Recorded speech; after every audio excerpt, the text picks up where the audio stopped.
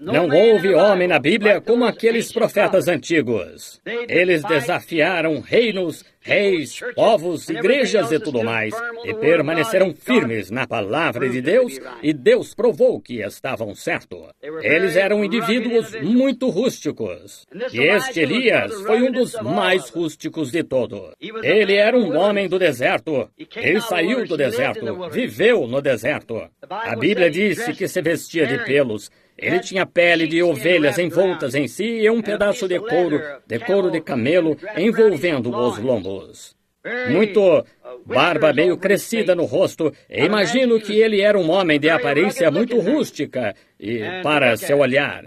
Mas nós não, todos eles não morreram. Eles não estão todos mortos. Nos dias do Concílio Niceno, muitos de vocês que leram o Concílio Niceno da Igreja Primitiva, quando quiseram fazer uma organização dela e dissolver todas as outras igrejas e convergir em uma, quando tiveram aquele concílio niceno, homens rústicos como Elias vieram ali do deserto, comendo só ervas, grandes homens rústicos. Mas os dignitários, os de posição elevada, sob Constantino e assim por diante, silenciaram a voz deles. Porque esses, sendo profetas, sabiam que o grão de trigo da igreja noiva tinha de cair na terra, do mesmo modo que o grão de trigo do noivo teve de cair na terra. E ali ficou por 1000 anos. É por isso que escrevem nos livros hoje, onde está esse Deus silencioso que pôde ficar parado e ver criancinhas assassinadas e mulheres despedaçadas por leões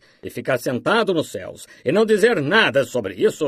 Eles não conhecem a palavra. Aquele grão de trigo tem de cair na terra. Como poderia um Deus justo ficar parado e ver seu próprio filho morrer e cuspirem nele e assim por diante? Mas foi conforme a palavra teve de acontecer. E assim é até esta hora. Este homem, ele foi um grande homem. Ele teve uma geração pecaminosa diante de si. Acabe era rei. Seu pai, antes dele, tinha sido mau.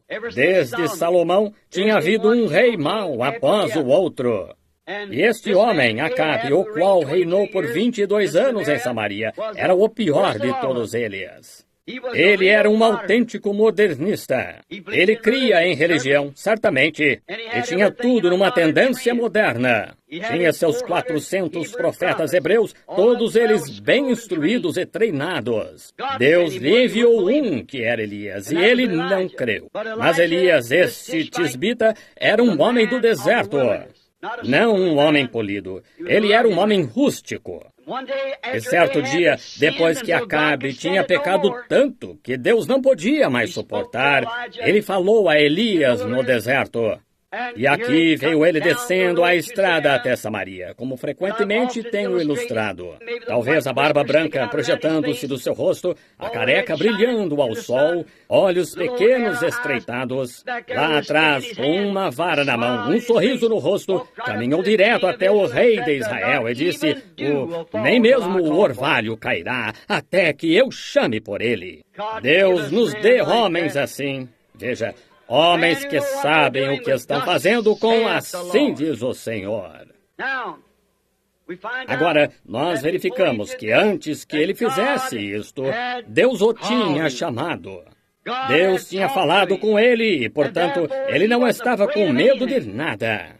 Ele não estava com medo da sua mensagem de que não aconteceria. Ele sabia que aconteceria. Ele sabia que era conforme a palavra do Senhor. Ele sabia que ele era o profeta de Deus para a hora. Portanto, quer o rei lhe cortasse a cabeça, o lançasse na prisão, o que quer que fizessem, não fazia diferença para ele. Ele tinha uma comissão. Assim diz o Senhor, bem na cara do rei. Que pessoa rústica!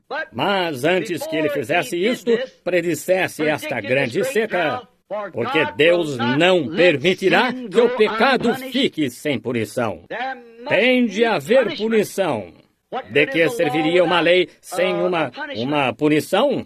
De que serviria dizer, é contra a lei passar como sinal vermelho, e nenhuma multa por trás dela, ou nenhuma punição por trás dela? Não seria lei.